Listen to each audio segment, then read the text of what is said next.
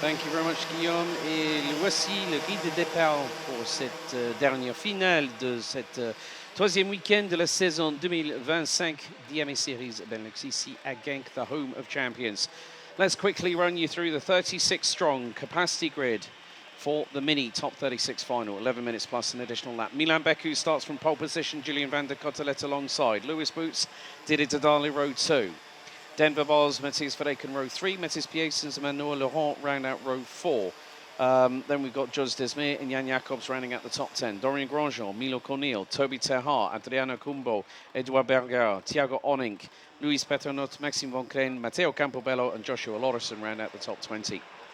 Completing the entirety of the 36-strong grid will be Ron Broema, Philippe Massard, Theo Randax, Martin Cekingonis, Amin Pantoli, Dan Van Dam, Bram Konings, Sem Sazlik, François Collignon, Martin Rodriguez, Lenzo Miguel, Arthur Jassogne, Thiago Holderbeck, Axel Liender's due to start 34th. Looks like he has taken to the start. I mean, Pantoli not showing up on the timing. Then we've got Tim Feldman and Luterio Fernandez. So, let's see what happens here. Now, there is a little bit of a surprise because there's no Julian van der Cotelet on the front row of the grid.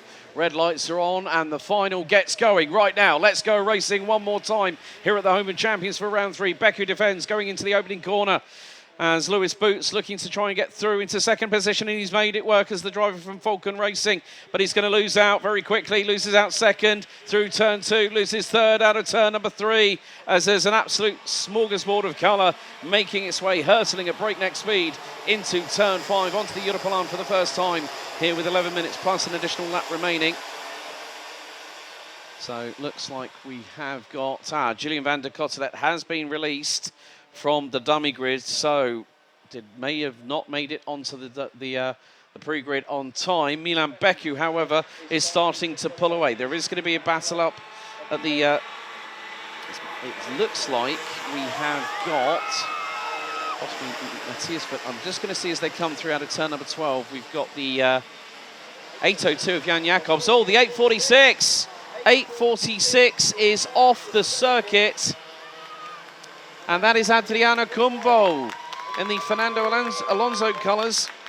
Oh, possibly for the Gepper Racing team, but Adriano Cumbo was starting from P14 and has tumbled unceremoniously right down to the bottom end of the order. I'm trying to make out where that incident was. But Milan Beku has started to pull away rather quickly. And for Adriano Cumbo, it's coming down into Cafe Corner at turn number 11. But Denver Bos, the Flying Dutchman for WJS Racing, now ahead of Didi Dadale. That's the battle for P2. They've got to start indirectly working together at this early phase to start catching the driver up front, because Milan Beku at the moment is on course for 4 straight maximum scores in a row. 2 at Austricourt, and on course at the moment as things stand, 2 here at round 3 at Genk. But when you have the likes of Denver Bos and Didi Dadale closing you down, it's not going to be an easy one. Lewis Boots battling over 4th position with Matthias Piesens as they come across the line. Lap 2 in the books, Didi Dadale with the new fastest lap of the race, 1 minute 2.240, and the top 3 covered by 4 tenths and a bit as we get under breakneck speed. And now the chase is on. Beku is in clear air. He's got no assistance from anyone around him. He is the one that is being hunted down, and the 2 behind are the hunters. Bos and Dadale on the charge, looking to put the frighteners on Eichmann Grand Prix's very own Milan Beku as they get very close, coming out of turn number 8 and into 9. Beku holding on by a finger thread with 8.25 minutes plus an additional lap to go here in the mini top 36 final. Et un peu plus de 8 minutes et un tour avant la conclusion de cette finale qui ne fait que débuter. Donc 11 minutes au total plus une boucle, cette catégorie mini qui vient terminer donc ce programme ô combien copieux et passionnant du début à la fin ici à Genk. Mais Milan Beku, Denver Bos, Didi Dadale, votre top 3 de tête, poursuivi par Lewis Boots et Matthias Piesens. Lewis Bos qui n'a pas vraiment ouvert au chapitre, et changement pour la tête. Oh, contact entre Milan Beku et Denver Bos. Aïe, aïe, aïe, aïe, on le redoutait, ça aurait pu arriver certainement avant. il a fallu attendre la finale pour que ça se manifeste, mais hélas, Milan Beku et Denver Boss sont allés au contact, j'en ai bien peur, dans la tentative réussie de dépassement, mais au forceps un petit peu dans le virage numéro 1 sous le regard de Milan Beku, donc désormais 3e avec l'avantage pour Denver Boss devant Didier Derdal. C'est bien Denver qui est passé devant, semble-t-il, après avoir perdu sa victoire sur tapis vert au profit de Van de Cotterley juste avant. Pas de chance en tout cas pour Julien Van de Cotterley qui également, ça je l'avais loupé, le temps de vous rejoindre en cabine mon cher Alex, mais qui a bien dégringolé dans la hiérarchie après, semble-t-il, un départ et un premier tour chahuté.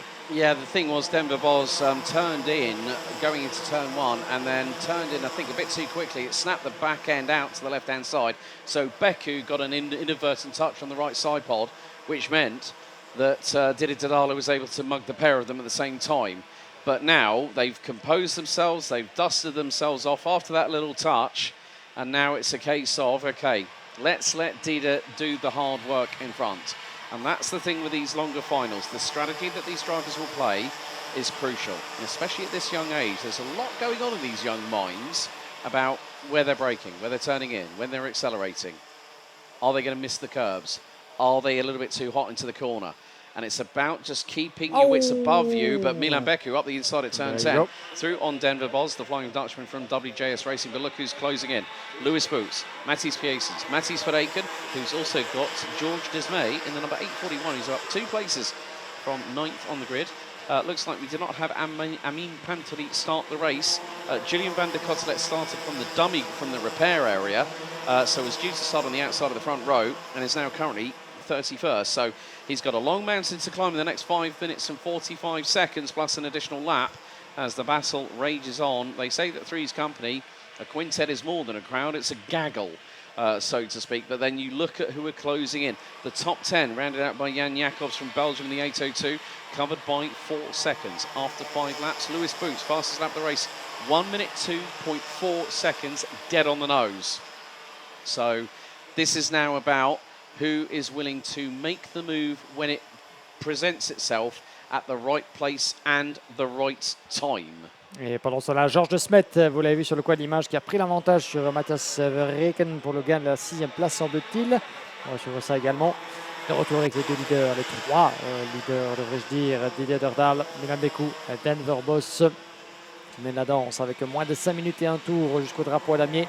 Ils vont bientôt être 5, quasiment dans la même image, avec Lewis Boots et Matthijs Piesens qui tentent de les rejoindre dès que possible. Meilleur tour en course pour Denver Boss, le néerlandais, très très proche de ces 2 poursuites, de ces 2 rivaux juste devant, qui va tenter de prendre l'avantage à la sortie du virage numéro 1 et 2. Ce n'est pas passé, avec pour l'instant toujours Milan Beku qui tient la 2e place. Denver Boss qui lui met la pression à l'entrée de l'Europa LAN.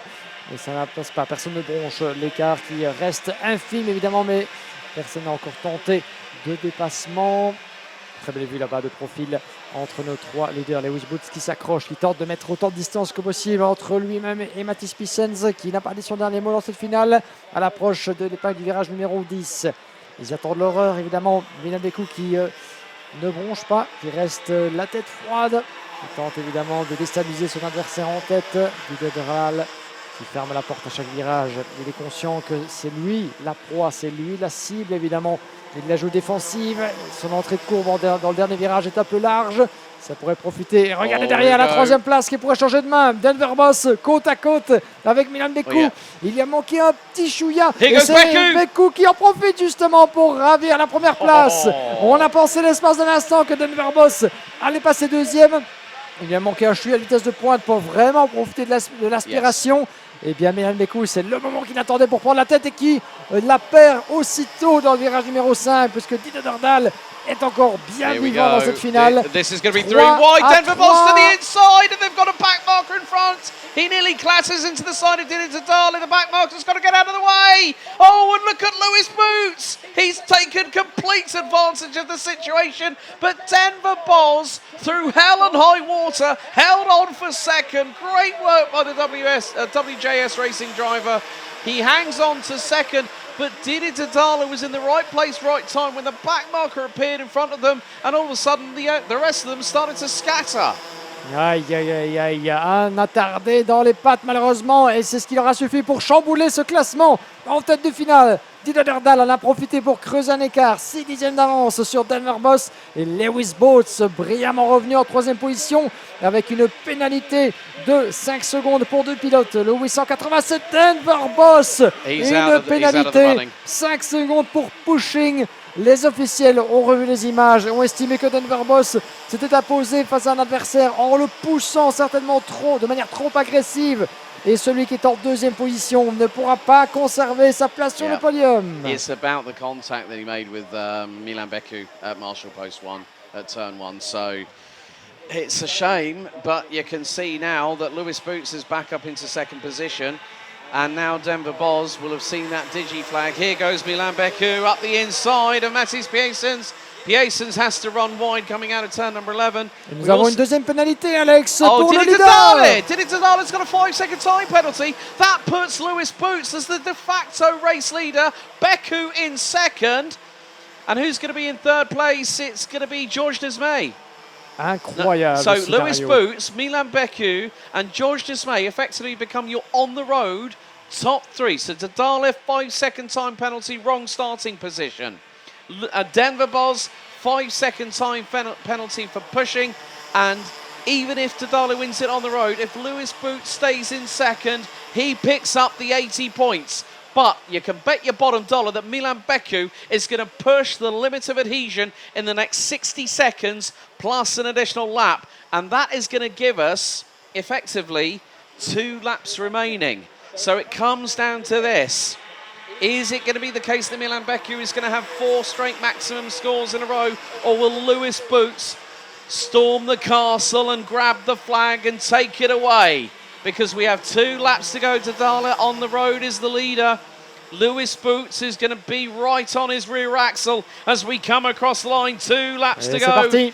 And into the first corner on the penultimate lap of the race. Lewis Boots does not need to chance it. He will have seen that penalty and go, you know what? I don't need to win it on the road. The person in front of me has got a penalty.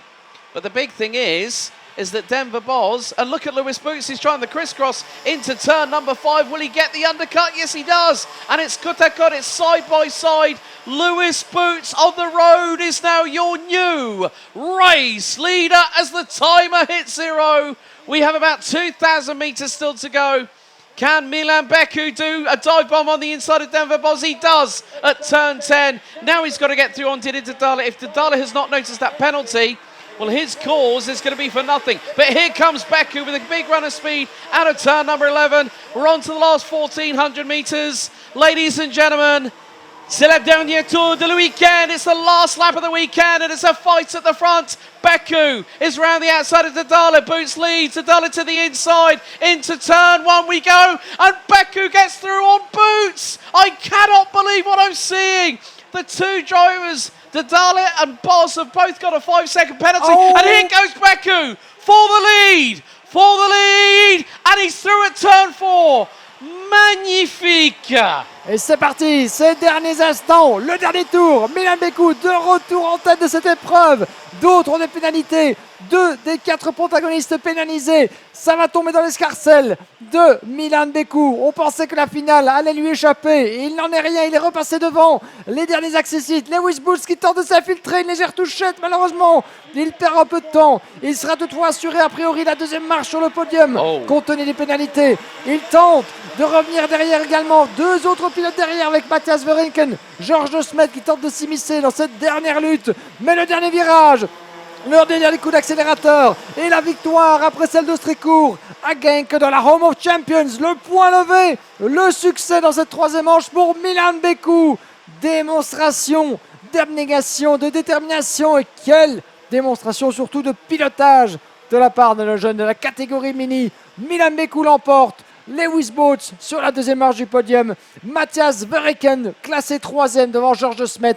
Et bien qu'ils aient passé la ligne dans les positions du haut, et bien malheureusement le 887 et le 898, nos 2 protagonistes, Denver Boss et Didier Verdal, sont classés 9e et 10e compte tenu des décisions des officiels.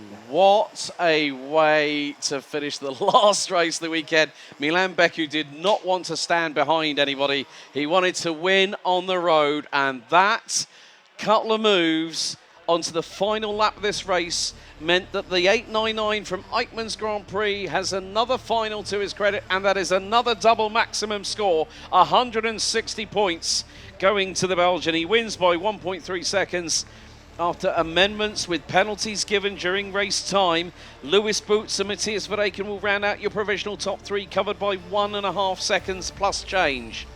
Georges Desmay, Mathis Piessens, Dorian Grandjean, Manuel Laurent, Thiago Onink, Didi Didale and Denver Boz, post-race, being given their 5-second penalties, round out the top 10. Milo Cornel, Louis Patenot, Joshua Lorison, Maxime Von Kreen, Sem Saslik made up 13 places from 28th on the grid to finish and round out the top 15. Well done to the 849 from Belgium, ahead of Edouard Berger and Martin Chekin Gomis. Philippe Massard, Ron Boema and Martin Rodriguez from Portugal round out your top 20. Theo Handax, Julian van der Gotteret, Dan van Dam, Axel Leenders back in the saddle after the incident in the previous heat. Made up 10 places from 34th to 24th, finishing ahead of Belgium's Bran Konings.